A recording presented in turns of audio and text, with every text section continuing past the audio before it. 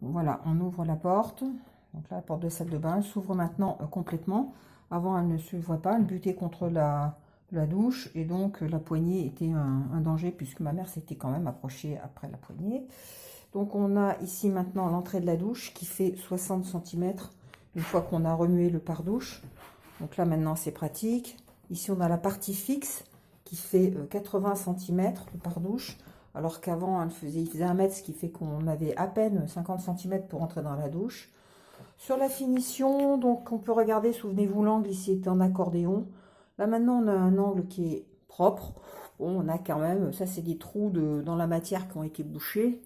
On en retrouve un petit peu là-haut aussi. On a ici des trous. Bon, sur le côté, on a des trous. Bah, faut dire, hein, c'est du PVC. Alors forcément, bah, les vis, ça tient pas là-dedans. Ça se transperce. Bon, c'est propre. On va pas non plus rechigner. Dire que c'est un travail exceptionnel. On va pas non plus s'émouvoir. Donc là, voilà. Bon, c'est fait proprement. Le seuil de la douche. Donc ça, c'est important. Avant, il faisait 8 cm. Là, j'ai obtenu qu'il soit réduit à 6 cm. C'est quand même important pour une personne qui marche pas très bien. Donc voilà, on remue le pare-douche. Donc là maintenant on a une entrée dans la douche qui fait 60 cm, donc ça c'est très bien. C'est très confortable. Ici on a la poignée de maintien. On a le robinet qui est toujours le même malheureusement. Enfin bon, on ne pouvait pas non plus tout exiger. Le robinet se trouve à 50 cm du dossier du tabouret. Voilà, ici. C'est-à-dire que quand on est assis maintenant, les commandes sont accessibles. On a ici donc la barre de douche avec le porte-savon. J'ai vu sur le forum que certains n'ont pas eu leur porte-savon. Bah, c'est un porte-savon en plastique, hein, ça doit valoir 2 €, mais enfin bon, c'est contractuel. Dire que c'est très pratique, je ne suis pas sûre. Donc on voit ici donc la finition qui est correcte. Comparativement à ce qui était avant, c'est correct. Donc il y a quand même des petits bricoles. Hein. Ici, là par exemple, là il y a 2 cm.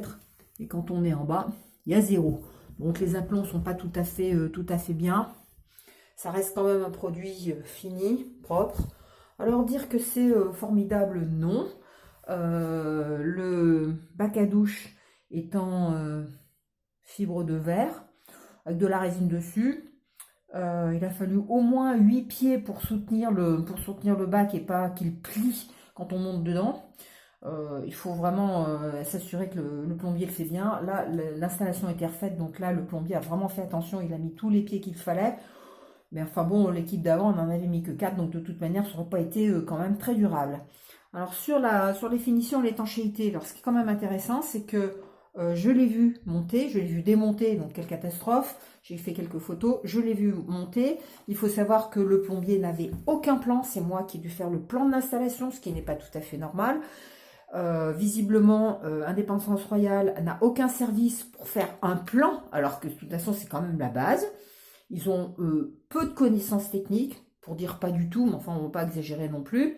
Et sur les étanchéités, eh bien, ça tient effectivement au nombre de cartouches de silicone qui sont mis pour assurer l'étanchéité, parce que aucun des éléments n'a de recouvrement avec des joints. Donc dans cette salle de bain, par exemple, qui n'est quand même pas si grande que ça, il a quand même fallu 6 cartouches entières de Rubson. Le problème de ça, c'est que ces joints silicone, c'est un vieillissement et qu'il faut les suivre.